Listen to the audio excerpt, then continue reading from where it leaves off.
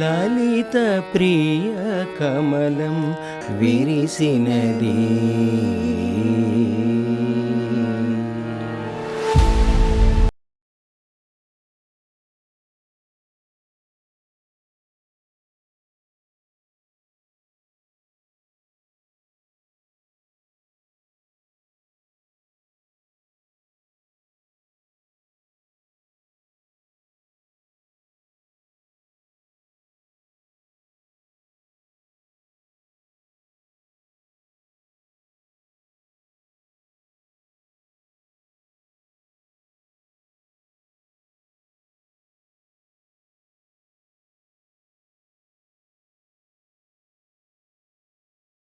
చేయకూడదని వదలరు. అక్కడికక్కడ దాన్ని లాగి మొత్తం వాళ్ళకి మొత్తం ఏం చెప్పాలి, వంట పట్టే వరకు వాషింగ్ పౌడర్ నిర్మా లాగా చెప్తుంటా అంతే. మళ్ళీ కీరవాణి గారు, చాలామంది, బాలు గారు అని చాలా అప్రిషియేట్ చేశారు, పెద్ద పెద్ద వాళ్ళ ట్రిమెండస్ సపోర్ట్ నాకు. మొత్తం ఇండస్ట్రీ అంతా నాకు అనిపిస్తుంది ఎందుకు ఇంత పాజిటివ్గా ఉండాలి, అవసరమా అని చాలాసార్లు మిమ్మల్ని చూసినప్పుడు. మన దారిలో అన్నీ వస్తాయి, నాకొక్కడికి కదా అందరికీ వస్తాయి. అప్పుడు ఏముండేది అంబిషన్ అంటే, అప్పట్లో LMA ఇవన్నీ లేవు, నేర్పిస్తూ మొదలు పెట్టాలని ఉండేదా? నాకు పాట అంటే పిచ్చి. నాకు పల్లెటూరులో ఉన్నప్పుడే నాకు చదువు మీద కంటే పాట మీదే ధ్యాస ఉండేది.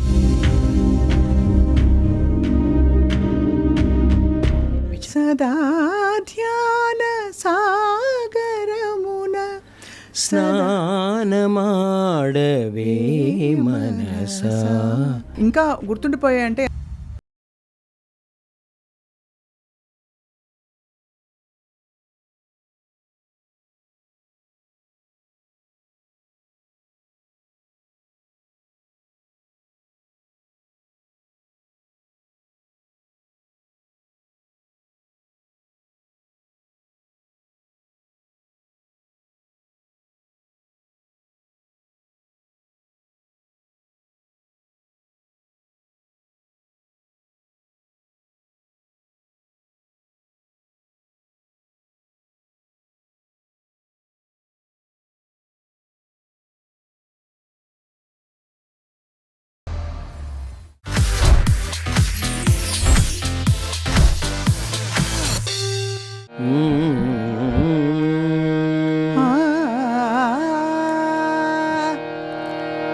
మగరి సరిగమా మగరి సరిగమా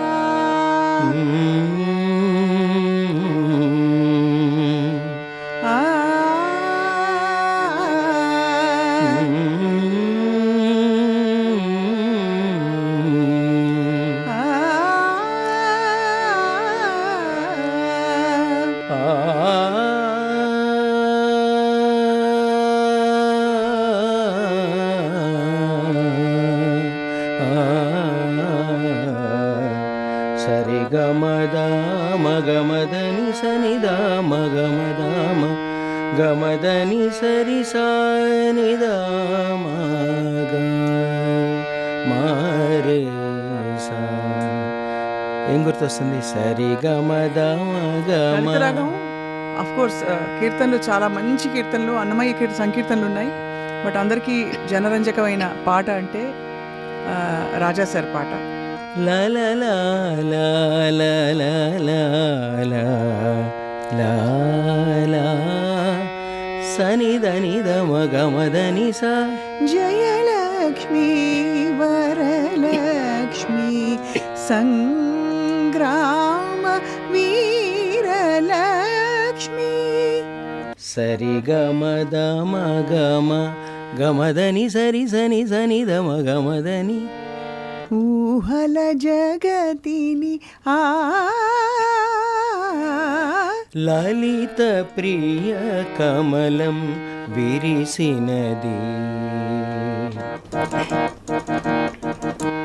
లలిత ప్రియ కమలం విరిసినది. కన్నుల కొలనిని ఉదయ రవి కిరణం మెరిసినది. ఊహల జగతిని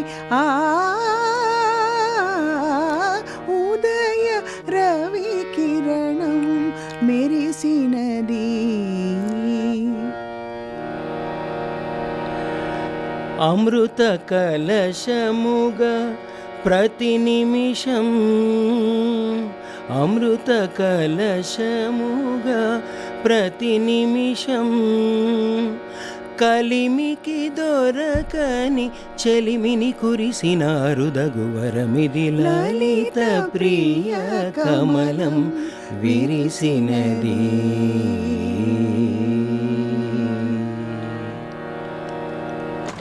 చాలా బ్యూటిఫుల్ పాటతో ఇవాళ మ్యూజిక్ పాడ్కాస్ట్ మొదలుపెట్టడం చాలా చాలా సంతోషం. బికాజ్ ఇవాళ మ్యూజిక్ పాడ్కాస్ట్లో మన గెస్ట్ ఎవరంటే, చిన్నప్పుడు నేను చాలా చిన్నపిల్లనప్పుడు, ఆయన కూడా చిన్నపిల్లవాడే అప్పుడు, బట్ అన్నయ్య అని పిలిచి మా ఇంటికి సంగీతం నేర్పించి బోల్డ్ అని మంచి విషయాలు కూడా చెప్పి ఆయన మమ్మల్ని లలిత సంగీతంలో తీర్చిదిద్దిన గురువు ఆయనే the one and only Ramachari గారు. నిజానికి జంట నగరాల్లో ఇప్పుడు తెలుగు రాష్ట్రాల్లో అండ్ ప్రపంచవ్యాప్తంగా కూడా లలిత సంగీతం ఎవరు నేర్పిస్తారు అంటే అందరూ ఫస్ట్ చెప్పేది రామాచారి గారి పేరే.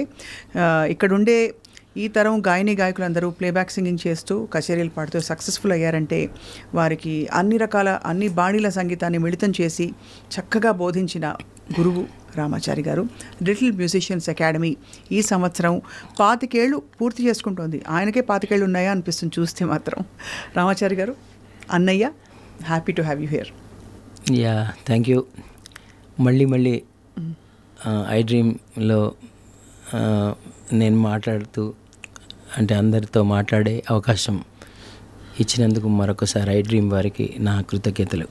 చిన్నప్పుడు గమకాలు ఎక్కువ పలకద్దు, ఎంత పలకాలో అంతే పలుకు అది చెప్పి. డోస్ అంత నేను క్లాసికల్ పాడి రుబ్బినట్టు పాడితే ఇది ఇంత గమకం చాలు అని నేర్పించిన ఆ జ్ఞాపకాలు ఇంకా అలా గుర్తుండిపోయాయి నాకు. అంతే కదా. దేనికంటే మనకి సంగీతంలో అటు శాస్త్రీయ సంగీతం ఉంటుంది, లలిత సంగీతం ఉంటుంది, జానపద సంగీతం ఉంటుంది, వెస్ట్రన్ మ్యూజిక్ ఉంటుంది, ఇవన్నీ చాలా ఉంటాయి. ఏది ఒక్కొక్క దానికి ఒక స్టైల్ ఉంటుంది. అవును. ఒక్కో దానికి ఒక డోస్ ఉంటుంది, ఒక్కో దానికి ఒక యాక్సెంట్ ఉంటుంది. సో సౌండింగ్ అన్నీ అంటే ఒక్కొక్క దానికి ఒక రూపం ఉంటుంది, ప్రత్యేకమైన రూపం. కాబట్టి ఏదైనా సరే మనం మళ్ళీ మూలం ఒకటే, సంగీతం మూలం ఒకటే, కానీ మనం ఒకటి చేస్తున్నప్పుడు దాని డిజైనింగ్లోకి మనం వెళ్ళిపోవాలి. అంతే. సో క్లాసికల్ అండ్ లైట్ మ్యూజిక్కి మీరు చాలా చక్కటి ఉదాహరణ ఇస్తూ ఉంటారు. ఏమిటి డిఫరెన్స్ అని అడిగితే అదేంటంటే క్లాసికల్లో ఒక అడవి, ఒక వనం, ఒక అంటే దైవదత్తమైన భగవంతుడు సృష్టించిన ఒక వనం లాంటిది శాస్త్రీయ సంగీతం. అక్కడ ఎన్నో ఉంటాయి, అందులో అన్నీ ఉంటాయి, అన్నీ ఉంటాయి కదా. అందులోంచి కొన్ని ఏరుకొని వచ్చి మనం ఒక గార్డెన్ తయారు చేసుకుంటాం. అది లైట్ మ్యూజిక్. సో రామాచారి గారు అంటే ఇప్పుడు ఆబ్వియస్లీ వరుస పెట్టి ఒక్కసారి ప్లీజ్ అలౌ మీ వరుస పెట్టి ఒక ఝరిలాగా I want the list of names మీరు తయారు చేసిన మోస్ట్ సక్సెస్ఫుల్ స్టూడెంట్స్. ఎందుకు అడుగుతున్నానంటే మీ ఇంపాక్ట్ ఎంత ఉందో సంగీతంపై, తెలుగు చిత్ర పరిశ్రమపై, అది అందరికీ ఒక్కసారి తెలియాలి, ఒక 2 లైన్లలో ముందు తెలియాలి. అంటే నేను ఒక్క పేరు మర్చిపోయినా బాగుండదు, కానీ నేను చెప్తాను, పోనీ మర్చిపోయినా క్షమించండి అని డిస్క్లైమర్ ఇచ్చేస్తాను నేనే. ఎలా చెప్పాను ఇప్పుడు? రైట్ ఫస్ట్ తరం మనకి దీపు, ఇర్ఫాన్, కృష్ణ చైతన్య, అలాగే అంటే ఇప్పుడు ప్లేబ్యాక్ సింగర్స్ చెప్తాను ముఖ్యంగా, ఇంకా వేరే గురువులు కూడా అయ్యారు. తర్వాత మనకి గీతా మాధురి, ప్రణవి, రమ్య బెహ్రా, పర్ణిక, సత్యయామిని, దామిని, నూతన, సోని, సాకేత్, ఆఫ్ కోర్స్ సాకేత్తో పృథ్వీ, రోహిత్, శరత్ సంతోష్, ఎంతమంది ఇంకా ఇంకా ఇంకా కొత్తగా సాహితీ చాగంటి, అదరగొట్టేస్తుంది. ఇప్పుడు మొన్న కుర్చీ మడత పెట్టుకో పాట మొదలుకొని అంటే ఒక్కొక్కళ్ళకి ప్లేబ్యాక్ సింగింగ్ అంతటి ఒక బ్యూటిఫుల్ టెక్నిక్ అంత బ్యూటిఫుల్గా వచ్చిందండి. వాళ్ళ దగ్గర నుంచి మళ్ళీ ఇప్పుడు కొత్తగా శృతిక సముద్రాలని ఇప్పుడు మళ్ళీ భారతీ 2లో మంచి పేరు వచ్చింది.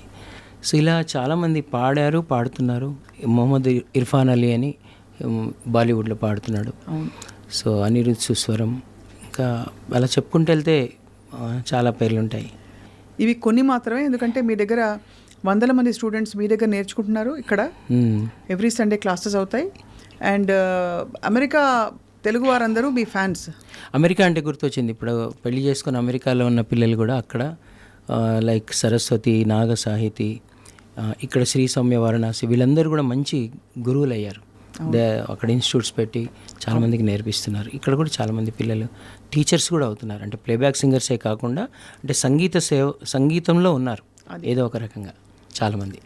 దానికి మూల కారణం సీక్రెట్ నాకు అనిపిస్తుంది అన్నయ్య. ఒకటి క్లాసికల్ పద్ధతిగా నేర్చుకోవడం, అది గొప్ప వరం, అదృష్టం, అలా నేర్చుకోవాలి. కానీ మనకి అన్ని బాణీల సంగీతాల్ని ఒక వేదిక మీద ఆఫర్ చేసే వ్యక్తులు చాలా కొద్దిమంది ఉన్నారు. బహుశా ఒక్కళ్ళే ఉన్నారు నాకు తెలిసి, అది మీరే. అది నాకు తెలీదు. ఎందుకంటే మీరు క్లాసికల్ రాగం చెప్తారు, రాగ ఛాయలు చెప్తారు, అండ్ అక్కడ దానికి సంబంధించిన అన్నమాచారి కీర్తనలు, లైటర్ క్లాసికల్ మ్యూజిక్ ఇలాంటివి చెప్తారు. మళ్ళీ అందులోంచి భాష కూడా చెప్తాను. భాష చెప్తారు, పెద్ద బాల శిక్ష అది కూడా చెప్తాను. అది అంటే ఉచ్చారణ ముఖ్యంగా. ఫస్ట్ నేను పాట నేర్పించేటప్పుడు ఫస్ట్ లిరిక్ చదివిస్తాను, రాయిస్తాను వాళ్ళతోనే. ప్రతి పదం యొక్క మీనింగ్ చెప్తాను.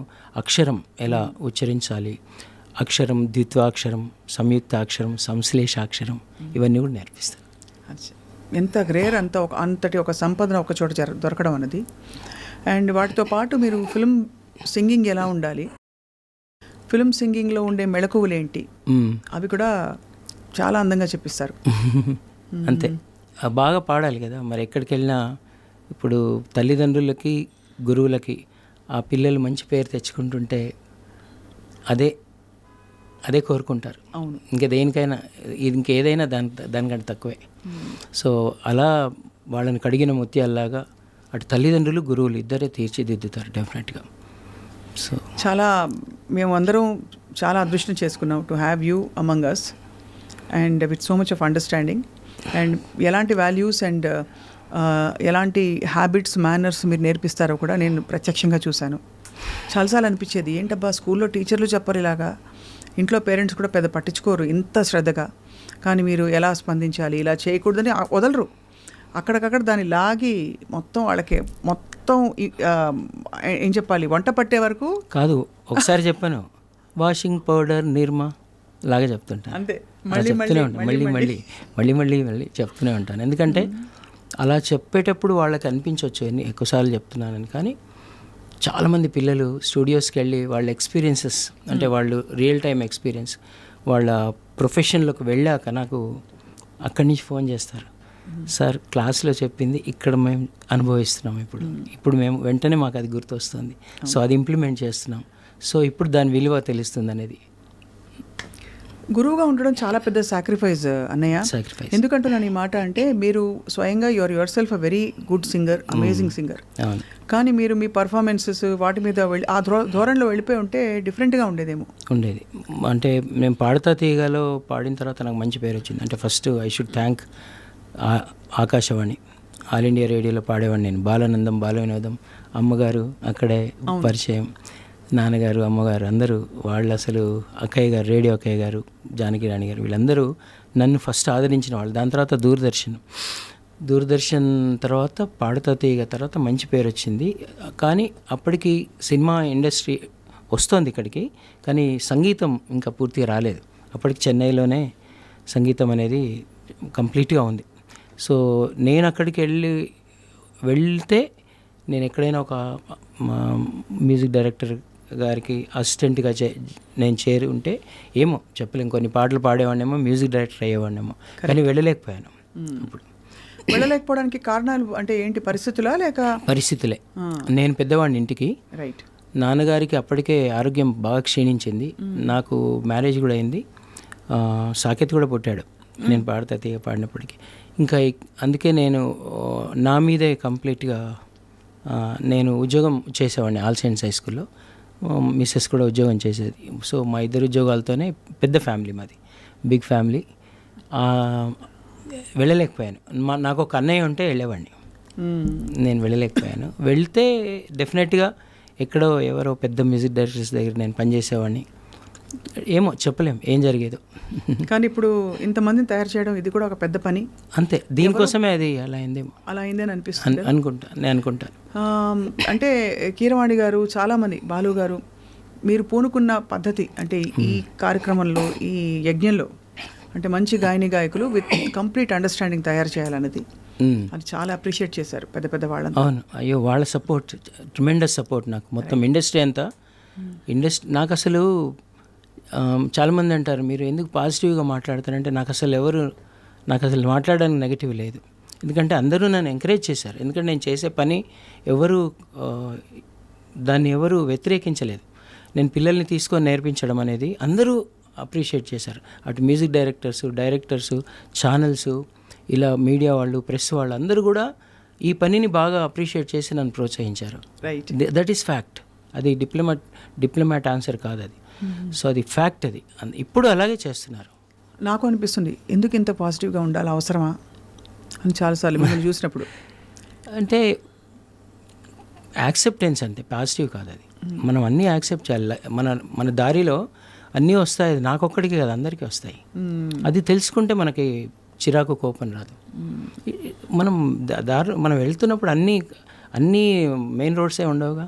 కొన్ని పిల్ల దారులు ఉంటాయి, కొన్ని ముళ్ళ దారులు ఉంటాయి, అన్నీ ఉంటాయి. అన్నిటిని ఎంజాయ్ చేయాలి ఈ ప్రకృతిలో. సో నేను కూడా అన్నిటిని ఎంజాయ్ చేస్తూ వెళ్తాను. అది అన్నయ్య, మీరు ఈ ప్రయాణంలో మీరు సింగర్గా ఆపర్చునిటీస్ కోసం ట్రై చేసుకున్నప్పుడు మీకు ఏమన్నా సవాళ్ళు వచ్చాయి అప్పుడు ఆ టైంలో? అంటే కాంపిటీషన్ అసలు నేను ట్రై చేసే ఛాన్స్ మాకు లేదు అప్పుడు. మాది ఎలా ఉందంటే, మా టైం ఎలా ఉందంటే అప్పుడప్పుడే ఇండస్ట్రీ ఇక్కడికి వస్తుంది, కానీ ఇక్కడ ఏం రికార్డింగ్స్ అవ్వట్లేదు. అందుకోసం నేను కొన్ని రికార్డింగ్స్ అప్పటికే మనకు కోటి గారు, మాధవ్ పెద్ది, సురేష్ గారు, అప్పుడు ఆర్పి గారు, చక్రి గారు అంతా ఇలా ఇక్కడ మొదలెట్టారు రికార్డింగ్స్. కానీ మళ్ళీ కోరస్ కావాలంటే మళ్ళీ చెన్నైకి వెళ్ళాలి. నేను చాలా సినిమాలకు నేను కండక్టర్గా పనిచేసినప్పుడు నేనే చెన్నైకి వెళ్ళేవాడిని. చెన్నైకి వెళ్ళి ఎంత పెద్ద ప్రాసెస్ అంటే స్వప్న, ఒక పాటకి ఒక కోరస్ చేసుకురావాలన్నా, లేకపోతే ఒక బ్యాక్గ్రౌండ్ స్కోర్కి ఒక కోరస్ కానీ ఒక స్ట్రింగ్స్, ఇక్కడి నుంచి మేము అప్పుడు ట్రైన్లో వెళ్ళేవాళ్ళం. అక్కడ హోటల్ తీసుకొని ఉంటే అక్కడ ఒక అరేంజర్ ఉండేవారు. అరేంజర్కి వీళ్ళు ఫోన్ చేసేవారు. ఆయన ఒక స్టూడియో, ఆ కోరస్ సింగర్స్ అంతా సెట్ చేయడానికి మాకు ఒక పాటకో 2 పాటలకు మేము కోరస్ తీసుకురావడానికి 1 వారం రోజుల ప్రాసెస్, 3-4 రోజుల ప్రాసెస్. మళ్ళీ తీసుకొని ఇక్కడికి వచ్చేవాళ్ళం. వచ్చి ఇక్కడ మళ్ళీ మిక్స్ చేసుకునేవాళ్ళం. సో అలా ఉండేది. అప్పుడు పూర్తిగా ఇక్కడ లేదు, అప్పుడప్పుడే వస్తుంది. కాబట్టి నేను ట్రై చేయడం అనేది ఏం లేదు. ఇక్కడ నేను ట్రై చేయలేకపోయాను. సో ఇక్కడ కొన్ని ప్రైవేట్ రికార్డింగ్స్ జరిగాయి. నీకు తెలుసు కదా, అమృతవాణి అని ఒకటి ఉండేది, 21st సెంచరీ స్టూడియో. ఇలా మనకి కొన్ని డివోషనల్స్, ప్రైవేట్ సాంగ్స్ ఇలాంటివన్నీ జరుగుతుండేవి. అందులో విపరీతంగా పాడేవాడిని. నేను గాయకుడిగా చాలా పాడేవాడిని. దాని తర్వాత కంపోజర్గా కూడా నేను చాలా చేశాను. అవును, పాలగుం మాస్టర్ దగ్గర పాడారు. అవును, అలాగే చాలా మంది, చిత్రంజన్ చాలా మంది పెద్ద పెద్ద వాళ్ళ దగ్గర, అందరి దగ్గర. శోభారాణి గారు, ఆవిడ మ్యూజిక్ డైరెక్టర్, దేశభక్తి గేయాలన్నీ వచ్చేవి కదా ఆ టైంలో. అలా చాలా రికార్డింగ్స్ పాడేవాళ్ళం. అంటే సినిమాలో పాడకపోయేవాడిని, కానీ నేను స్టూడియోలోకి వెళ్ళి చాలా కోరస్లు కానీ మెయిన్ సాంగ్స్ కానీ చాలా పాడేవాడిని. ఇప్పుడు సురేఖ గారు, శశికళ గారు, మేమందరం కలిసి పాడేవారు. మీరందరూ కలిసి పాడేవారు. ఆల్మోస్ట్ మీకంటే సీనియరా కొంచెం వాళ్ళు? అంటే నేను వచ్చేటప్పటికి వాళ్ళు పాడుతున్నారు. నేను పల్లెటూరు నుంచి వచ్చేటప్పటికి వాళ్ళు కొంచెం ఎస్టాబ్లిష్ అయ్యారు. నేను అప్పుడే వచ్చారు. వాళ్ళు ఒకందుకు మాకు ఇన్స్పిరేషన్. వాళ్ళని చూసి నాకు ఫస్ట్ పాట నేర్పించింది కూడా గురుగారు సాయిబాబా గారు. ఆయన డైరెక్ట్గా నేర్పించకుండా ఫస్ట్ చంద్రకాంత్ గారితో ఒక పాట నేర్పించారు. అదా చంద్రకాంత్ గారు ఒకటేదో చిన్న పాట నేర్పించారు. దాని తర్వాత శశికళ నేర్పించింది. మురళీధర హే గోపాల అని ఒక పాట నాకు ఇప్పటికి గుర్తు. సో అట్లా ప్రైవేట్ సాంగ్స్ చాలా నేర్చుకునేవాడిని చాలా రికార్డింగ్స్లో. అప్పుడు ఏముండేది అంబిషన్? అంటే అప్పట్లో LMA ఇవన్నీ లేవు కదా, నేర్పిస్తూ మొదలు పెట్టాలని ఉండేదా అంబిషన్? అంటే నాకు పాట అంటే పిచ్చి. నాకు పల్లెటూరులో ఉన్నప్పుడే నాకు చదువు మీద కంటే పాట మీదే ధ్యాస ఉండేది. కాకపోతే అక్కడ మాకు మెదక్ జిల్లా శివంపేట్ అని అక్కడ పుట్టి, అక్కడ అడవి ఉంటుంది మాకు, చాలా పెద్ద అడవి. అక్కడే నేను నా బాల్యం అంతా అడవిలో పెరిగాను, ప్రకృతిలో పెరిగాను. అక్కడ జానపద కళలు, ఒగ్గు కథలు, వీధి నాటకాలు, కోలాటాలు, చెక్క భజనలు అట్లాంటి. మా నాన్నగారు పౌరోహిత్యం అండ్ కోవెల్లో అర్చకులు కాబట్టి కొంచెం మంగళహారతులు, రేడియోలో వచ్చే పాటలన్నీ నేర్చుకునేవాడిని. కానీ మనకి ఈ ప్రపంచం తెలీదు, ఇంత పెద్ద ప్రపంచం సంగీతంలో ఉంటుందని తెలియదు. కానీ పాడుతూనే ఉండాలనేది ఒకటి మాత్రం, అదొకటే మాకు తెలిసింది. కానీ ఈ విజన్ లేదు మనకి, ఇన్ఫర్మేషన్ లేదు ఇంత పెద్ద ప్రపంచం ఉంటుంది సంగీతంలో అని. తర్వాత నేను 10th తర్వాత ఇక్కడికి వచ్చి అలా అలా అలా. ఓరుగుంటి లీలావతి గారు మీ తొలి గురువా, లేకపోతే అప్పటికే మీకు కొంత? నా తొలి గురువు మా నాన్నగారే, మా అమ్మగారు నాన్నగారే. పాటలు అంటే సంగీతం కాదు, మంగళహారతులు అవి ఇవి నాన్నగారు పాడుతున్నవి నేను నేర్చుకునేవాడిని. మా నాన్నగారు హార్మోనియం వాయించేవారు. తర్వాత హరికథలు చెప్పేవాళ్ళు కూర్చొని, రామాయణము మహాభారతం అని చెప్తున్నప్పుడు ఆయనతో పాటు వంత పాడేవాడిని నేను, ఒక తాళం వాయిస్తూ. సో అలా కొంచెం హార్మోనియం అంటే ఇంట్రెస్ట్. తర్వాత అప్పుడప్పుడు హార్మోనియం మీద ఆయన వాయిస్తుంటే నేను పాడుతుండేవాడిని. అలా మా అమ్మగారు నాకు భోజనం పెడుతూ పాటలు పాడుతుండేవారు. సో ఇలా వాళ్ళే తొలి గురువులు. తర్వాత చెప్పాలంటే ప్రకృతి గురువు నాకు. ప్రకృతిలో నేను అంటే అడవిలోకి వెళ్ళి అనుకరిస్తుండేవాడిని. ఏమన్నా కోయిలకి వస్తున్నా దాంతో పోటీ పడేవాడిని అనమాట నేను. సో ఇలాంటివన్నీ చేసేవాడిని, అంతే. అంతకంటే తెలియదు మనకేమి. దాని తర్వాత ఇక్కడికి వచ్చిన తర్వాత ఫస్ట్ గురువు సివి కిట్టప్ప గారు, సంగీత సికింద్రాబాద్ మ్యూజిక్ కాలేజీలో. దాని తర్వాత రేడియో ఒకే గారు, జానకిరాణి గారు శ్రీనివాసన్ గారికి పరిచయం చేస్తారు. శ్రీనివాసన్ గారు ఆయన నాకు ఏదో ఒక నా గొంతు పరీక్షించి ఆయన శిష్యురాలైన ఓరుగంటి లీలావతి గారికి పరిచయం చేశాక ఇంకా ఆవిడ దగ్గర ఒక పద్ధతిగా నేను వర్ణాల దాకా బాగా నేర్చుకున్నా. ఆవిడ ద్వారానే మీరు మాకు పరిచయం అయ్యారు. అంతే కదా. అప్పుడు మందంతా గ్యాంగ్ ఆవిడ దగ్గర, లీలావతి గారి గ్యాంగ్. ఆవిడ ఈ పాట ఫస్ట్ నేర్పించిన పాటల్లో వాణి శర్వాణి. వాణి శర్వాణి వీణాపాణి పుస్తకధారిణి అక్షదామ సుఖవారి జపాణి వరదాయిని సురలోకగాయని వాణి శర్వాణి. ఇదోటి జనని, అది గురుగారు సాయిబాబు గారి జనని జగదీష్. ఎంత బ్యూటిఫుల్ పాట అసలు. అదొకటి. ఇంకా ఒక తమిళ పాట మెల్లన అదింద మిన్నల్, అది రేడియోలో నేర్పించారు చిత్తరంజన్ మాస్టర్. అది అంత గ్రూప్ సాంగ్గా పాడాము. అంటే నేను అక్క మీ దగ్గర నేర్చుకున్న ఫస్ట్ ఫ్యూ పాట అది మేము రేడియోలో పాడింది మీకు నేర్పించా. అవును. సో అక్కడి నుంచి మరి ఇంకోటి కూడా నేర్పించాను, సుధా మధురము, అది కూడా సాయిబాబా గారిది, రామనామగానము,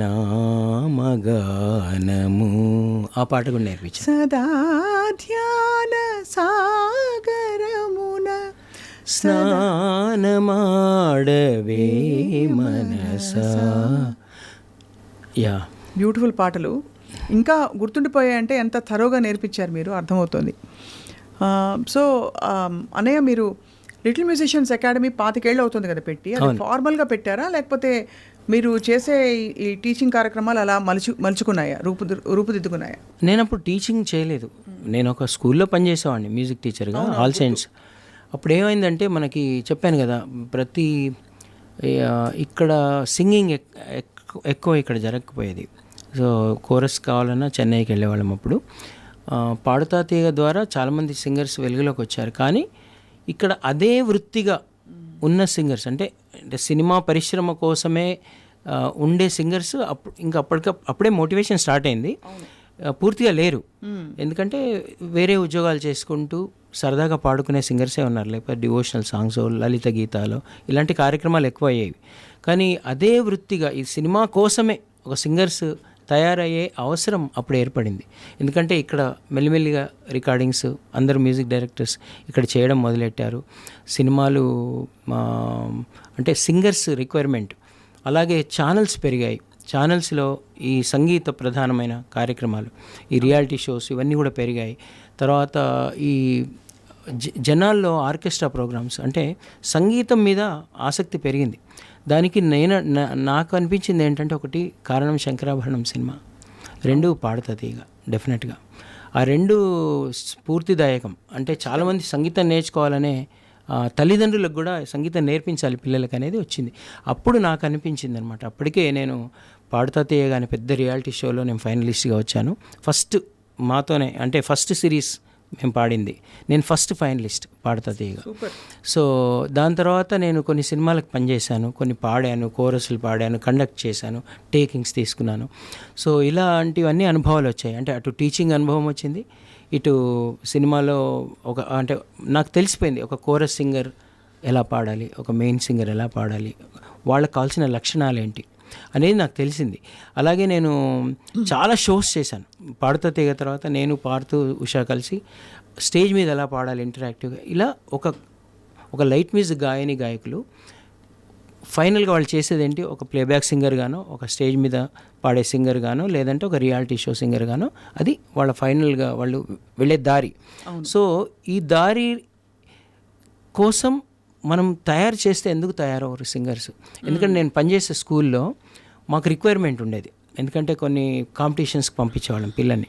ప్రతిసారి మాకు పాటలు దొరకకపోయేవి. అప్పుడే నేనే కంపోజ్ చేసి కొన్ని పాటలు మేమే రాసుకొని ఆ పిల్లలకి నేర్పించాలంటే మరి ఎవరు పాడాలి అంటే ఒక్కొక్క క్లాస్లో నేను అందరినీ పాడించేవాడిని. ఒక 60 మంది పిల్లలు ఉంటే 60 మందిని పాడించా. ఏదో ఒకటి పాడరా అంటే ఏక్ దో తీన్ అని పాడేవాళ్ళు పిల్లలు. పాడినప్పుడు నాకు తెలిసిన విషయం ఏంటంటే, నేను గమనించింది ఒక 1% వాళ్ళకి శృతి ఉంటుంది గొంతులో. మీరు ఎంతమందినైనా మీరు పరీక్షించండి, అలా మనకు 1% అటు ఇటుగా 1% వాళ్ళ గొంతులో శృతి ఉంటుంది. వాళ్ళని కనుక మనం ప్రాపర్గా ట్రైనింగ్ ఇస్తే వాళ్ళు గాయకులు అవుతారు. అవును, ఇది నేను తెలుసుకున్నది. కాబట్టి నేనేమనుకున్నా అంటే మనం ఇక్కడ తయారు చేసుకోవచ్చు అని బాలుగారిని వెళ్ళి అడగడం జరిగింది. నేను అడిగి, సార్ ఇక్కడ ఇలా గాయకులు అంటే సినిమా కోసమే ఇప్పుడు లేరు అన్నప్పుడు ఏం చేస్తాం, మనం ఎవరైనా అడుక్కుంటాం, లేకపోతే పండించుకుంటాం. సో పండించాలనే ఆశ నాకు కలిగింది, మీరు ఆశీర్వదించండి అని అడిగాను. అంటే అప్పుడు ఆయన ట్రై చేయి, నువ్వు చేస్తున్న కొద్దీ నా ఆశీస్సులు ఎప్పుడు ఉంటాయి అన్నారు ఆయన. దాని తర్వాత నేను 98లోనే అప్పుడున్నటువంటి పిల్లలు, నాకు తెలిసిన పిల్లలు కొంతమంది, కొన్ని కాంపిటీషన్స్ అవుతుంటాయి కదా, అక్కడికి వెళ్ళి పిల్లలు బాగా పాడితే వాళ్ళ పేరెంట్స్ని పిలిచి, ఏమండి మీ పాప బాగా పాడుతుంది, నా దగ్గర పంపించండి, నేను కొంచెం సింగర్స్ని తయారు చేస్తున్నానంటే వాళ్ళు అడ్రస్ ఇచ్చేళ్ళు బాబు, తర్వాత మేము చూస్తామా అనేవాళ్ళు అనమాట. అంటే అప్పటికి నాకేం పేరు లేదు కాబట్టి నేను ఒక పాడుతా తీగ ద్వారా సింగర్ అని తెలుసు, కానీ ఒక టీచర్గా నాకెంత లేదు. అలా కొంతమంది పిల్లలతో ఫస్ట్ బ్యాచ్ నీకు తెలుసా, మన ఇర్ఫాను, హేమచంద్ర, కారుణ్య, సరస్వతి, నాగసాహితి, హర్షిక, శ్రావణి, దీపు, కృష్ణ చైతన్య, వీళ్ళు ఫస్ట్ బ్యాచ్ అనమాట. అట్లా ఒక్కొక్కళ్ళు యాడ్ అవుతూ నా దగ్గర నేర్చుకుంటూ మెల్లిమెల్లిగా బయట పాడి, ఎక్కడ నేర్చుకుంటున్నావు అంటే రామాచారి సార్ దగ్గర అనడం, అట్లా మెల్లిమెల్లిగా. ఇప్పుడు అసలు పాయింట్, ఎందుకు మీరు మొదటి నుంచి ఒక గురువు అవుదామని డిసైడ్ అయిన తర్వాత ఫ్రీగా చెప్పాలనే ఒక ఆలోచన ఎందుకు వచ్చింది మీకు? ఎందుకు డబ్బులు తీసుకోకూడదు? తప్పు కాదు, డబ్బులు తీసుకొని చెప్పాలి. డబ్బులు తీసుకోవడం అసలు తప్పు కాదు, ఎందుకంటే గురుదక్షిణ తీసుకోవాలి. మనం ఇప్పుడు ఎవరైనా తీసుకోవాలి, ఎందుకంటే మనం ఇచ్చే గురుదక్షిణ ఎంత వాళ్ళు ఇచ్చే జ్ఞానంలో. ఇప్పుడు చాలామంది గురువులు సంగీతం నేర్పిస్తున్నాను, ఆ సంగీతం నేర్చుకొనే పెద్ద ప్లేబ్యాక్ సింగర్స్ అవుతున్నారు, పెద్ద అవార్డ్స్ వస్తున్నాయి. వాళ్ళకి మనం ఇచ్చిన గురుదక్షిణ ఎంత, మనకి వాళ్ళు ఇచ్చిన జ్ఞానానికి దానికి విలువ కట్టలేము. కానీ నాకెందుకు అనిపించిందంటే, నేను ఒకటి అనుకున్నాను, భగవంతుడు మనకి మంచి జన్మ ఇచ్చాడు, మంచి యూనివర్స్ ఇచ్చాడు, మంచి ప్రకృతి ఇచ్చాడు, తల్లిదండ్రులని ఇచ్చాడు, గురువుల్ని ఇచ్చాడు. మనం ఎదుగుతున్నప్పుడు చాలామంది మనకు హెల్ప్ చేశారు, సొసైటీ బోల్డ్ అంతా హెల్ప్ చేసింది. What can I give back? మన సొసైటీకి ఏం గివ్ బ్యాక్? తర్వాత నాకు కూడా ఏ గురువులు నా దగ్గర డబ్బులు తీసుకోవాలా. మా ఊరిగంట లీలావతి గారు, నేను ఒక వర్ణం నేర్పించి నాకు భోజనం పెట్టి పంపించేది. సాయిబాబా గారు, ఎవరు నాకు నేర్పించిన ఏ గురువులు కూడా కమర్షియల్ కాదు, వాళ్ళు డబ్బులు తీసుకోలేదు. నేను అనుకున్నది ఏంటంటే, నాకు నేనే సంకల్పించుకున్నాను, ఏదో ఒకటి నేను I should thank God, I should thank my parents, my gurus, society with something.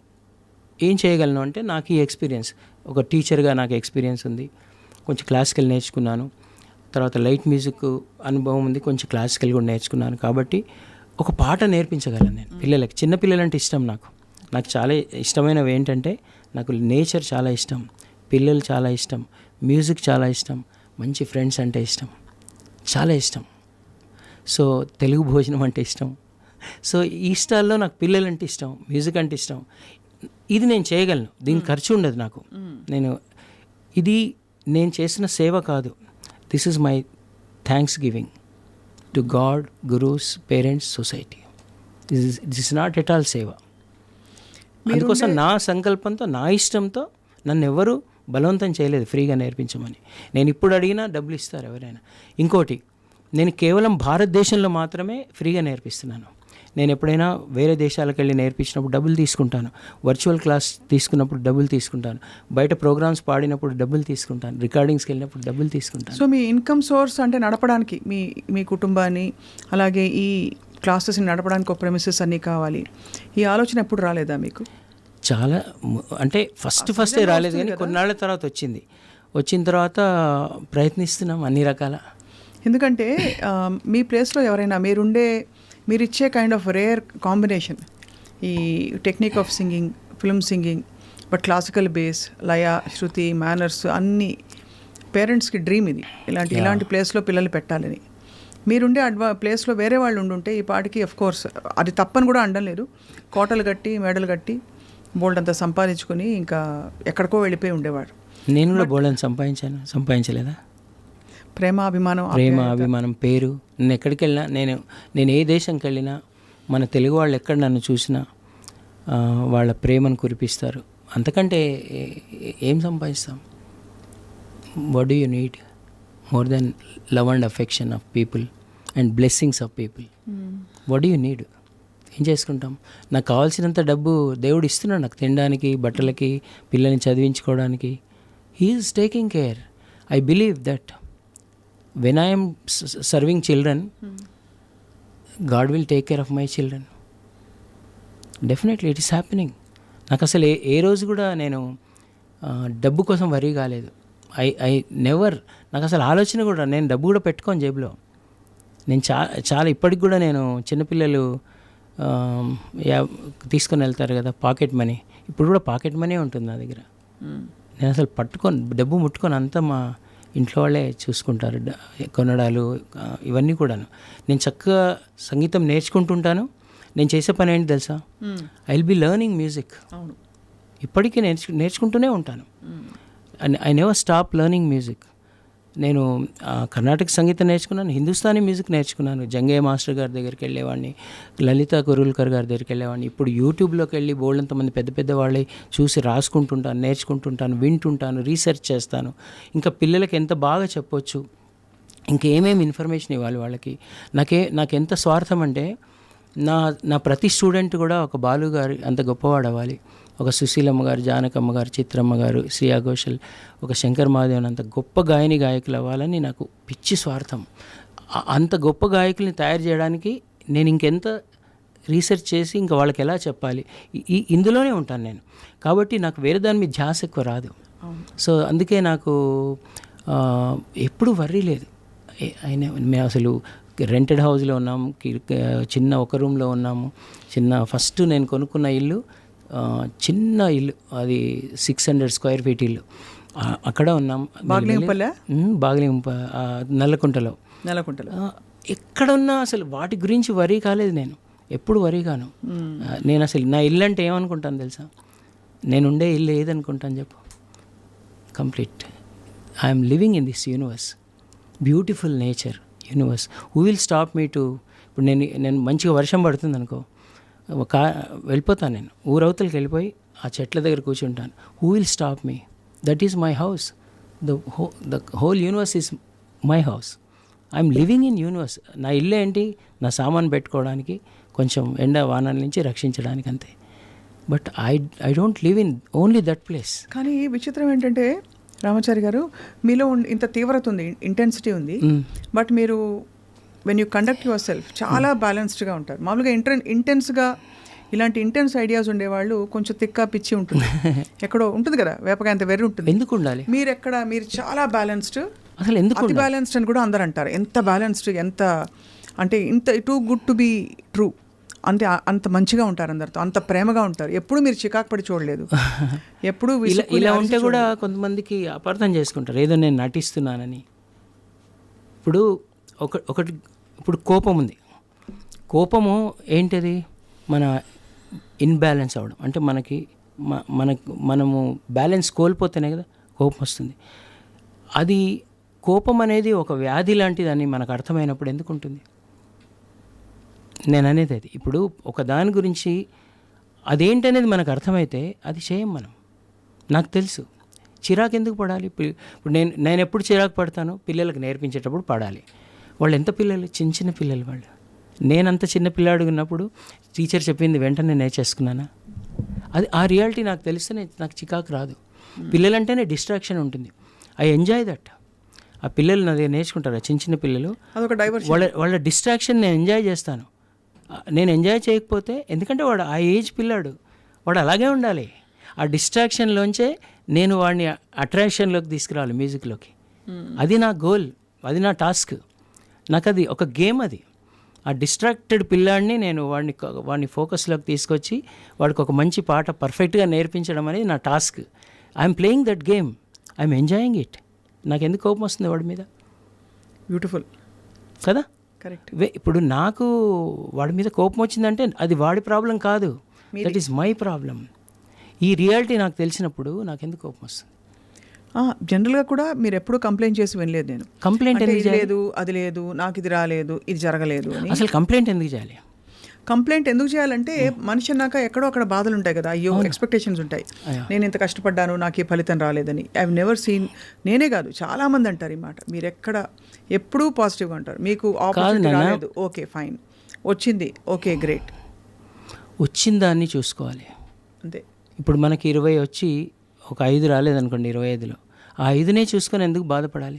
20 వచ్చాయి కదా, వాటిని చూసి ఎంజాయ్ చేయి. నేను ఏం అలవాటు చేసుకుంటానంటే, నాకు ఏది ఉందో దాన్ని చూసి ఎంజాయ్ చేస్తాను. దేవుడు నాకు ఏది ఇచ్చాడు, ఇది కూడా లేని వాళ్ళు ఎంతమంది ఉంటారు? కరెక్ట్. నాకు ఎందుకు ఇవ్వలేదు? బోల్డ్ అంత ఇచ్చాడు. ఈరోజు నన్ను ఇక్కడ కూర్చొని ఇంటర్వ్యూ ఎందుకు చేస్తున్నాను? నాకు కొంత ఇచ్చాడు కాబట్టి కదా. డెఫినెట్గా. సో ఇది ఇవ్వడం కాదా? నేను ఎందుకు ఇవ్వని దాని గురించి ఆలోచించాలి? కరెక్ట్ కదా. నాకు కాళ్ళు, చేతులు, సెన్స్ ఆర్గన్స్, బ్రెయిన్ ఇచ్చాడు, గొంతులో శృతి ఇచ్చాడు, నేర్పించే శక్తి ఇచ్చాడు. ఇట్లా నేను ఇచ్చినవి లెక్క పెట్టుకుంటూ పోతే నాకు టైం ఉండదు, ఇవ్వని వాటి గురించి ఆలోచించే టైం ఉండదు. యాటిట్యూడ్ ఆఫ్ గ్రాటిట్యూడ్ అని ఇదే పుస్తకాలు రాస్తారు, మీరు ఆచరిస్తున్నారు. ఎస్. కానీ ఏదేమైనా అన్నయ్య, పాయింట్కి ఒకటి వస్తాను. ఇప్పుడు మరి స్థిరమైన ప్రెమిసెస్ వైపు మీరు అడుగులు వేస్తున్నారు ఇప్పుడు LMA కోసం. బట్ ఎలా సమకూరుతుంది మీకు? ఇప్పుడు నాకు గ్లోబల్ అయిపోయింది. అంటే నా స్టూడెంట్స్ అంతా గ్లోబల్గా ఉన్నారు. ఇప్పుడు నేను వర్చువల్ క్లాసెస్ తీసుకుంటాను, యూఎస్కి ఇంకా డిఫరెంట్ కంట్రీస్కి వెళ్ళి నేర్పిస్తుంటాను. ఆ స్టూడెంట్స్ ఇప్పుడు చాలా సీరియస్గా ఉన్నారు నాకంటే. ఇప్పుడు నువ్వు అడిగినట్టే ఇన్నాళ్ల నుంచి మీరు చేస్తున్నారు ఏంటి అనేది వాళ్ళే పూనుకుంటున్నారు. వాళ్ళే ఒక వెబ్సైట్ తయారు చేయడం, అంటే నా స్టూడెంట్స్ వాళ్ళ పేరెంట్స్ వాళ్ళే కొన్ని వాళ్ళే కోర్ కమిటీస్గా ఏర్పడి చక్కగా వాళ్ళు పూనుకుంటున్నారు. ఇప్పుడు వేరే చాలామంది కూడా మొన్న 25th యానివర్సరీ చేశాక కూడా అది ప్రపంచమంతా చూశారు, చాలామంది స్పందిస్తున్నారు. ఇప్పుడు టైం వచ్చిందని నేను అనుకుంటున్నాను. డెఫినెట్గా మనకి ఒక సొంత భవనం వచ్చేస్తుంది అని నాకు నమ్మకం వచ్చింది. సో ఒకవేళ వేరే వాళ్ళు ఏమైనా ఇవ్వదలుచుకుంటే మీ భవనానికి సపోర్ట్ చేయదలుచుకుంటే మీ మిషన్లో, is there something anybody can do? Can they donate? Anybody can do. మనకేంటంటే ఇక్కడ ట్యాక్స్ ఎగ్జంప్షన్ ఉంది మనకు ఎవరైనా ఇస్తే. అలాగే CSR అని కంపెనీస్ వాళ్ళు కూడా మనకి CSR కింద ఇవ్వచ్చు. FCRA కూడా ఉంది మనకి, అంటే ఫారిన్ నుంచి కూడా ఎవరైనా మనకు డొనేట్ చేయొచ్చు. సో ఎవరు డొనేట్, ఇది ఒక ట్రస్ట్, మనది ఇప్పుడు ట్రస్ట్ చేశాము, ఆ ట్రస్ట్లోకి వెళ్ళిపోతుంది. దాంట్లో మనకు తగినంత డబ్బు సమకూరిన తర్వాత డెఫినెట్గా మనము కడతాము. మొన్న ప్రోగ్రాంలో ఏమైందంటే వరప్రసాద్ రెడ్డి గారు ఒక పెద్ద అమౌంట్ డొనేట్ చేశారు, చాలా పెద్ద అమౌంట్. అలాగే రామేశ్వరరావు గారు ఆయన ప్రామిస్ చేశారు కొంత స్థలం ఇస్తానని. చినిజీర్ స్వామి వారు ఆయన ఆశీర్వదించి రామేశ్వరరావు గారు ఎప్పుడు ఉంటాయి. వాళ్ళందరూ కూడా ఇప్పుడు ఆ తర్వాత మొత్తం ఇండస్ట్రీ అంతా వచ్చింది ఆ రోజు ఆ ప్రోగ్రామ్కి వచ్చి కూడా. మన తెలుగు ఇండస్ట్రీకి ఇప్పుడు చాలామంది సింగర్స్ మన ఇన్స్టిట్యూట్ నుంచి మన కాంట్రిబ్యూషన్ ఉంది. ఇప్పుడు ఎంతమంది కోరస్ పాడే వాళ్ళందరూ మీ పిల్లలు? ఆల్మోస్ట్ 90% అటు ఇటుగా 90% మనకి అటు ఇండస్ట్రీలో కోరస్ పాడే సింగర్స్ కానీ చాలామంది సోలోస్ పాడుతున్నారు. తర్వాత మ్యూజిక్ అసిస్టెంట్స్గా ఉంటున్నారు. తర్వాత రియాలిటీ షోస్లో చాలామంది పిల్లలు సెలెక్ట్ అవుతున్నారు. ఒక 75% ఒక్కొక్క రియాలిటీ షోలో సెలెక్ట్ అవుతున్నారు. అందులో విన్నర్స్గా కూడా చాలామంది వస్తున్నారు. సో ఇలా ప్రతి చోట మన ఎల్ఎంఏలో తయారైన పిల్లలు వెళ్ళి పాడడం వల్ల ఇటు ఇండస్ట్రీ పెద్దలు కూడా అటు ఛానల్స్ వాళ్ళు కూడా ఇప్పుడు వాళ్ళు కూడా మనకి హెల్ప్ చేయాలని ఇతను ఒక మంచి పని చేస్తున్నాడు, వి సపోర్ట్ రామాచారీస్ మిషన్ అని ఇప్పుడు చాలామంది ఓపెన్గానే చెప్తున్నారు. అటు గవర్నమెంట్ ఆఫ్ తెలంగాణ కూడా మన మినిస్టర్ గారు కూడా స్టేజ్ మీదే జూపల్లి కృష్ణారావు గారు స్టేజ్ మీదే ఆయన గవర్నమెంట్ తరఫున కూడా మీకు హెల్ప్ చేస్తానని ప్రామిస్ చేశారు. ఇలా ఆశీస్సులు చాలా మంది ముందుకు వస్తున్నారు. I think this is time has come. Fulfilment కనిపిస్తుంది. కానీ మీరు ఎప్పుడు ఇదివరకు కూడా ఎప్పుడు మీరు అన్నట్టు ఎక్కడ అదర్లేదు బెదర్లేదు నెక్స్ట్ ఏంటి ఆలోచించలేదు. It's just always a trust, నమ్మకం అంటే మనకు పని నడుస్తుంది కదా. ఇప్పుడు నా క్లాసెస్ రన్ అవుతున్నాయి కదా. ఇప్పుడు నా మెయిన్ పర్పస్ ఏంటి, making professional singers and good human beings. ఈ రెండు ఉంటాయి నా దగ్గర. నేను నా టీచింగ్లో వాళ్ళని ఫస్ట్ మనం అందరం కూడా first we are human beings. మనం గుడ్ హ్యూమన్ బీయింగ్స్ అవ్వాలి. తర్వాత మనల్ని మనం చూసుకోవాలి, మన ఫ్యామిలీని చూసుకోవాలి, మన సొసైటీని చూసుకోవాలి, మన దేశాన్ని కాపాడుకోవాలి. తర్వాత మా వసుధైవ కుటుంబకం అనే దాంట్లో మనం బతకాలి. ఈ కాన్సెప్ట్తో నేను నేర్పిస్తుంటాను పిల్లలకి. సో అందుకే సంగీతంతో పాటు మన పాటలో శృతి లయలు భావం ఎలా ఉంటుందో వాళ్ళ జీవితంలో కూడా శృతి లయల్ని నేను నేర్పించడానికి ప్రయత్నిస్తాను. అలాగే కొన్ని సెమినార్సు, ఇన్స్పిరేషన్ అని ఒక సిరీస్ ఆఫ్ ప్రోగ్రామ్స్ పెట్టి రకరకాల పెద్ద వాళ్ళని తీసుకొచ్చి ఇంకా డీప్గా వాళ్ళకి చాలా రకాల అంటే వాళ్ళకి నేర్పించడానికి కావాల్సిన అన్ని ఆలోచనలు చేస్తుంటాను. అది బ్యూటిఫుల్ యజ్ఞం. ఈ యజ్ఞంలో ఇక్కడ అడక మానలేను, మీ శ్రీమతి సుజాత ఎంత తోడై, ఎంత నిజంగా సహధర్మచారిణి అనే పదానికి she has been a great source of support మీకు. అవును, నీకు బాగా తెలుసు కాబట్టి ఫ్యామిలీ అంతా తెలుసు కదా, మన రెండు ఫ్యామిలీస్. ఆ నవ్వు చూస్తే చాలా సరిపోతుంది. ఇంట్లో అందరూ మా ఇంట్లో అందరి కోఆపరేషన్ ఉంటుంది. అలాగే మా ఇంట్లోనే కాదు, మా బంధువులు కానీ ముఖ్యంగా మా పేరెంట్స్ ఆఫ్ ఎల్ఎంఏ పేరెంట్స్, ఆ పేరెంట్స్లోనే ఒక కోర్ కమిటీ అని ఉంది. వాళ్ళు కూడా చాలా డెడికేషన్తో పనిచేస్తారు.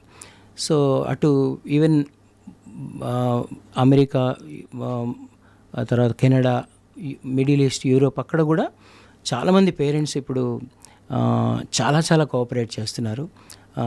మనం తప్పకుండా మన మిషన్ ముందుకు తీసుకెళ్లాలనే అంటే నాకు పెద్ద సైన్యం అంటారే, అంత పెద్ద సైన్యం తయారైపోయింది అన్నమాట, మా స్టూడెంట్స్ సైన్యం. So they will take care. డెఫినెట్గా ఇది చాలా పెద్ద ఇంటర్నేషనల్ స్టాండర్డ్లో మనం ఒక స్కూల్ కట్టాలని, ఒక మ్యూజిక్ రీసెర్చ్ ఇన్స్టిట్యూషన్ ఇక్కడ హైదరాబాద్లో కట్టాలని అనుకుంటున్నాము. నీకు గుర్తుంటే ఎస్ఆర్ఏ అని ఒకటి ఉంది, కోల్కతాలో ఉంటుంది, సంగీత్ రీసెర్చ్ అకాడమీ అని. అది ఐటీసీ వాళ్ళు స్పాన్సర్ చేసి అక్కడ పెట్టారు. అక్కడ వరల్డ్ క్లాస్ క్లాసికల్ మ్యూజిషియన్స్ తయారవుతారు. రాషిద్ ఖాన్ గారు అండ్ కౌశికి చక్రవర్తి గారు, అట్లాంటి ఆ లెవెల్ వాళ్ళు అక్కడ ఇన్స్టిట్యూట్ నుంచి తయారవుతారు. నాకు చాలా ఇన్స్పిరేషన్ అది. ఇక్కడ కూడా మనం లైట్ మ్యూజిక్లో అలాంటి మంచి వరల్డ్ క్లాస్ ఒక మ్యూజిక్ రీసెర్చ్ సెంటర్ తయారు చేసి, మన సినిమా సంగీతం ఎట్లాగో అది బతికుంటుంది, సినిమా సంగీతానికి ఎవరు ప్రమోట్ చేయక్కర్లేదు, అది ప్రజల్లోకి ఆల్రెడీ వెళ్ళిపోని మ్యూజిక్ ఉంది మనకి. లలిత సంగీతం, అలాగే పల్లె పదాలు, జానపద గీతాలు, తర్వాత బాలగీతాలని ఉంటాయి.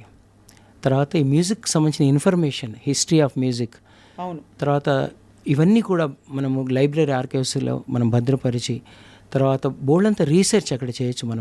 మన పాటల మీదే, మన సాహిత్యం మీదే బోల్డంత రీసెర్చ్ వైపు యూత్ని మళ్ళించవచ్చు మనం. సో ఇవన్నీ చాలా ఆశలు ఉన్నాయి ఆ బిల్డింగ్లో ఇవన్నీ చేయాలని. అలాగే ఓల్డ్ మ్యూజిషియన్స్ ఒక హోమ్ లాగా, అంటే ఇప్పుడు ఇప్పుడు మనకి సీనియర్ సిటిజన్స్ హోమ్ అని అంటూ ఉంటుంది కదా, బట్ ఈ మన సీనియర్ సిటిజన్లో ఓన్లీ మ్యూజిషియన్స్ ఉంటారు. సో అందరూ మ్యూజిషియన్సే ఉండేసరికి వాళ్ళందరి కాలక్షేపం బాగా అవుతుంది. బాగా లాజిక్ బాగా గమనించు. ఇప్పుడు మ్యూజిషియన్స్ అందరు ఉండేసరికి అలా కూర్చుంటే చక్కగా వాళ్ళు ఆ మ్యూజిక్ గురించే మాట్లాడుకోండి. వాళ్ళకి టైం తెలియదు, కాలం తెలియదు. అలాగే వాళ్ళ దగ్గర నుంచి ఇప్పుడు కొత్తగా వస్తున్న ఈ పిల్లలకు కూడా బోల్డంతా మనం చెప్పించవచ్చు. ఇవి రెండు ఉన్నాయి. మ్యూజిక్ స్కూల్ ఒకటి కట్టాలి, సీనియర్ మ్యూజిషియన్స్ హోమ్ ఒకటి కట్టి వాళ్ళని కూడా I should take care of them అని ఈ రెండు. చాలా గొప్ప. అంటే మీరు మీ ఆశ శ్వాస అన్నీ కూడా సంగీతమే, సంగీతకారులే, ఇంకా చిచ్చర పిడుగుల్ని తయారు చేయాలనే మీ సంకల్పం తప్పకుండా విత్ ఆల్ ద బ్లెస్సింగ్స్ తప్పకుండా నెరవేరుతుంది రామన్నయ్య. ఇప్పుడు మరి పెద్ద పెద్ద మ్యూజిక్ డైరెక్టర్స్తో మీరు ఇంటరాక్ట్ అయ్యారు కదా, రాజా సార్తో డైరెక్ట్గా ఇంటరాక్షన్ అవకాశం వచ్చిందా మీకు? రెహమాన్ గారితో అంటే ఇక్కడ ఉండరు కాబట్టి అడిగాను. ఉండరు లేదండి. అంటే రాజా సార్ని ఒకసారి రవీంద్ర భారతిలో చూసాము. ఆయన ఒక ఋషి అండి అసలు. ఆయన అంటే మనం ఒక దేవుడికి దండం పెడుతుంటే దేవుడు అలా ఉంటాడే, అలా ఉంటారు ఆయన, అంతే. సో ఆయన కాళ్ళకి దండం పెట్టి వచ్చాను. మొన్న కూడా ఇక్కడ హైదరాబాద్లో షో అయినప్పుడు నేను కమిటీలో ఉన్నాను. స్వామివారి ఆశ్రమంలో మేము వారిని రిసీవ్ చేసుకోవడం జరిగింది ఎయిర్పోర్ట్ నుంచి. అక్కడి నుంచి హోటల్కి తీసుకెళ్ళి అలా. కానీ ఆయన కాళ్ళకి దండం పెడితే ఒకసారి ఇలా అంటారంతే. అసలు ఎంత అవసరమో అంతే మాట్లాడతారు ఆయన. అందుకంటే బట్ కీరవాణి సార్ చాలా హెల్ప్ చేశారు అండ్ చాలా అప్రిషియేట్ చేశారు మీ ఎఫర్ట్స్. అసలు ఫస్ట్ మా పిల్లల్ని ప్రొఫెషనల్గా ఎంగేజ్ చేయడం అక్కడి నుంచే స్టార్ట్ అయింది. కీరవాణి సార్ స్కూల్లోనే, ఆయన స్టూడియోస్లోనే మా పిల్లలు గంగోత్రి రాఘవేంద్రరావు గారు, గంగోత్రి అప్పుడు, తర్వాత మనకి వజ్రోత్సవాలు అప్పుడు కీరవాణి సార్ దగ్గర మొత్తం మా స్టూడెంట్స్ అందరిని తీసుకెళ్ళి చాలా పెద్ద కోరస్ చేశారు అప్పుడు. అక్కడి నుంచి అలా ఇంకా ప్రయాణం స్టార్ట్ అయింది. అందులోంచే ఎవరైతే డిజర్వింగ్ ఉంటారో ఆ పిల్లలందరికీ సోలోస్ పాడించడం, ఇంకా అది కంటిన్యూస్గా ఆయన బ్లెస్సింగ్స్ ఎప్పుడు వస్తున్నాయి. పెద్ద ఆయన బాలుగారి బ్లెస్సింగ్స్ అయితే ట్రిమెండస్గా ఉన్నాయి. ఫస్ట్ ఫండ్ రైజింగ్ షో కూడా బాలుగారి నిర్వహణలో జరిగింది. కీరవాణి గారు, ఆర్పి పట్నాయక్ గారు వీళ్ళందరూ పాడి మనకి ఫస్ట్ ఫండ్ రైజింగ్ కూడా చేసి ఇచ్చారు. ఎప్పుడు వారి బ్లెస్సింగ్స్ ఉన్నాయి. తర్వాత మిగతా అందరూ మ్యూజిక్ డైరెక్టర్స్, మణి గారు, కోటి గారు, మాధవపేట సురేష్ గారు, అందరూ, దేవి గారు, అనూప్ గారు, ఇప్పుడు తమన్ గారు, అందరూ, మికి గారు, అందరూ ఎవ్రీబడీస్ ఎల్ఎంఏ పిల్లల రమ్మ పాడండి అంటే వాళ్ళకి ఒక నమ్మకం వచ్చేసింది. సో ఒక మ్యూజిక్ డైరెక్టర్ అన్నారు, ఎల్ఎంఏ నుంచి వచ్చామంటే వాళ్ళ గొంతు కూడా టెస్ట్ చేయట్లేదండి, మేము ఎల్లమ్మ పాడమ్మా అంటున్నాం. అది నాకు అదొక సర్టిఫికేట్ లాగా నాకు ఖచ్చితంగా. సో ఇలా అందరూ చాలా సపోర్ట్ చేస్తున్నారండి, నో డౌట్. ఇప్పుడు అఫ్కోర్స్ మనం గంటలు మాట్లాడుకుంటూ పోవచ్చు. But one thing I definitely want to ask, ఇంతమంది రియాలిటీ షోస్లో పిల్లలు, టాలెంటెడ్ పిల్లలు మీ దగ్గర నుంచి వచ్చి పాడుతున్నారు, ఇతర భాషల నుంచి వచ్చి పాడుతున్న వాళ్ళు ఉన్నారు. వాళ్ళందరికీ సక్సెస్ అవ్వాలంటే ఉండవలసిన వన్ క్వాలిటీ ఏమిటి? అడాప్టబిలిటీయా, లేక వర్సటైలిటీయా, లేక క్లాసికల్ ఫౌండేషనా, యాటిట్యూడా, ఏమిటి? అంటే నేను ఒక్కటి చెప్పదలుచుకున్నాను ఫ్రాంక్గా, చాలామంది పిల్లలు పూర్తిగా చదువుకోవట్లేదు, కొంతవరకే చదువుకొని సంగీతంలో వెళ్ళిపోతున్నారు. పూర్తిగా చదువుకోవాలి, ఓపిక ఉండాలి. అంటే వీళ్ళకి ఏమవుతుందంటే ఇప్పుడు చాలా ఛానల్స్ వచ్చేసాయి, చాలా అవకాశాలు వచ్చేసాయి. ఇంత పిల్లలకే బయట వాళ్ళు స్టార్స్ అయిపోతున్నారు. అవును, స్టార్స్ అయిపోయాక చాలా జాగ్రత్తగా ఉండాలి. అంటే ఒక్కసారి పేరు వచ్చాక బ్యాలెన్స్ చేసుకోవాలి. ఎక్కడ అంటే నేర్చుకోవడం ఆపొద్దు. మోస్ట్లీ అక్కడ బ్యాలెన్స్ అవుట్ అవుతున్నారు. కొంచెం పేరు రాగానే ఏమవుతుందంటే లెర్నింగ్ అండ్ ప్రాక్టీసింగ్ కొంచెం వెనకబడుతుంది. తర్వాత లెర్నింగ్ ఎలా ఉంటుందంటే 2 భాగాలు ఉంటుంది పిల్లలకి. ఒక 15 years దాకా కంప్లీట్గా టెక్నికల్గా వస్తుంది వాళ్ళకి. అంటే శృతి, లయ, సప్త స్వరాలు, 12 స్వరస్థానాలు, రీ1 ఏంటి, రీ2 ఏంటి, గమకాలు ఏంటి, ఇవన్నీ టెక్నికల్గా పాడడం అనేది వస్తుంది. తర్వాత వాళ్ళకి ఎప్పుడైతే యవ్వనంలోకి వస్తారో వాళ్ళు, అప్పుడు ఈ ఎమోషన్స్, క్యారెక్టర్, అంటే ఇప్పుడు ప్లేబ్యాక్ సింగింగ్ అంటే ఏంటి, ఆ క్యారెక్టర్ మనం అయిపోయి పాడాలి. ఇప్పుడు ప్లేబ్యాక్ సింగింగ్ అంటే ఏంటి, జస్ట్ పాడడం కాదు అది. ఇప్పుడు మనం పాడిన తర్వాత ఒక హీరో కానీ, హీరోయిన్ కానీ, ఒక యాక్టర్ కానీ దాని మీద ఎనాక్ట్ చేస్తారు. షూట్ చేస్తారు వాళ్ళ మీద. అందులో ఒక స్టోరీలో భాగం అది ఈ పాట. ఆ స్టోరీలో ఒకానొక సందర్భంలో ఒక ఎమోషన్తో ఒక క్యారెక్టర్ ఇంకో క్యారెక్టర్ని ఉద్దేశించి పాడే పాటలు ఇవి. ఒక సిచ్యువేషన్ ఉద్దేశించి ఏదో ఒకటి ఆ క్యారెక్టర్ పాడే పాట ఇది. సో ఆ క్యారెక్టర్ అవ్వాలంటే వీళ్ళకి అవన్నీ తెలియాలి కదా, ఆ పాటలో మీనింగ్ తెలియాలి, పాటలో ఆ క్యారెక్టర్ అందులో ఎమోషన్ తెలియాలి. ఇప్పుడు బాలుగారు పాడుతున్నప్పుడు ప్రేమ ఎంత మధురం అనేంటి అందులో ఆ క్యారెక్టర్లో ఉండే అది తెలియాలి కదా. అది బాలుగారు అయిపోయి పాడారు. అంతర్యామి అంటే ఆ చివరి దశలో ఉన్న అన్నమయ్య అయిపోయాయని పాడారు. ఈ స్టేజ్ నేర్చుకోకుండా వెళ్ళిపోతున్నారు. అంటే టెక్నికల్గా శృతి లయల్లో పాడుతున్నారు, మాకు పాట వచ్చేసింది అని వెళ్ళిపోతున్నారు. అది నాకు కొంచెం బాధేస్తుంది. అది ఆగకుండా వాళ్ళు ఆ హ్యూమిలిటీ, ఐ థింక్ శ్రేయ ఇలాంటి వాళ్ళు చాలామంది మనకి ఎగ్జాంపుల్ సెట్ చేస్తారు. వాళ్ళు ఆగలేదు, వాళ్ళు చిత్ర గారు వీళ్ళెవ్వరు కూడా పూర్తి స్థాయిలో నేర్చుకున్నారు. ఇంకోటి మనకు మనోధర్మం అని ఉంటుంది క్లాసికల్, తెలుసు కదా. ఇప్పుడు మనకి సరళి స్వరాలు, జంట స్వరాలు, నేను కొంచెం అనుకుంటుంది ఏంటంటే గీతాల దాకా ఒక స్కూలింగ్ అనుకోండి, 12th అనుకోండి, వర్ణాలు ఒక కాలేజ్ అనుకుంటే, కృతిలో ఒక పీజీ అనుకుంటే, మనోధర్మం అని ఉంటుంది, అది మనకు పిహెచ్డి. అలాగే లైట్ మ్యూజిక్లో కూడా ఉంటుంది మనోధర్మం. మనోధర్మం అంటే ఏంటి? ఇప్పుడు ఒక పాట కంపోజ్ చేస్తారు ఒక కంపోజర్, అదే బాలుగారు వచ్చి పాడాక, చిత్ర గారు వచ్చి పాడాక, సుశీలమ్మ గారు, జానకమ్మ గారు, యేసుదాస్ గారు వీళ్ళు పాడాక మనకి ట్రాక్ సింగింగ్ చేసి మనకి ఇస్తారు కదా, దాని తర్వాత ఎంత ఎలివేట్ అవుతుంది పాట, అది మనోధర్మం. అంటే వాళ్ళకి ఆ రాగం ఇప్పుడు మన క్లాసికల్లో నేర్చుకున్న రాగం ఎంత అప్లై చేయాలి, ఎంత డోసులు ఇందాక మనం ముందు మాట్లాడుకున్నాం, ఎంత అప్లై చేయాలి, తర్వాత ఎంత ఎలివేట్ చేసి పాడాలి, ఎంత అండర్స్టాండింగ్తో పాడాలి. ముఖ్యంగా రాగతాళాలతో పాడితే పాట రక్తి కట్టదు. కంప్లీట్గా మనం ఆ క్యారెక్టర్ అయిపోయి మన గుండెల్లోంచి అప్పటిదప్పుడే స్పాంటేనియస్గా వస్తున్నట్టు పాడాలి. అంత అండర్స్టాండింగ్తో పాడాలి, పూర్తిగా అండర్స్టాండింగ్ ఉండాలి. ఆ అండర్స్టాండింగే మనోధర్మం. మనకు అది కల్టివేట్ చేసుకోవాల్సిన, అది నేర్చుకోవాలి పిల్లలు. అది ఎండ్లెస్ కూడా కదా, అది ఎండ్లెస్. అది అక్కడ నేను ఇప్పుడున్న యూత్కి ఇచ్చే సందేశం ఏంటంటే, నేనే కాదు, నేనొక one of the teachers.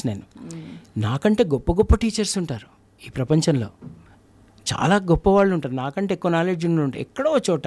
You should go and learn, you should go on learning, you should learning చేస్తూనే ఉండాలి. లెర్నింగ్ వదిలిపెట్టకుండా పాడాలి. నేను ఒక స్టేట్మెంట్ ఇస్తాను ఎప్పుడు, ఏ రోజైతే నేను లెర్నింగ్ చేయడం ఆపేస్తానో అదే రోజు టీచింగ్ చేయడం కూడా ఆపేస్తాను.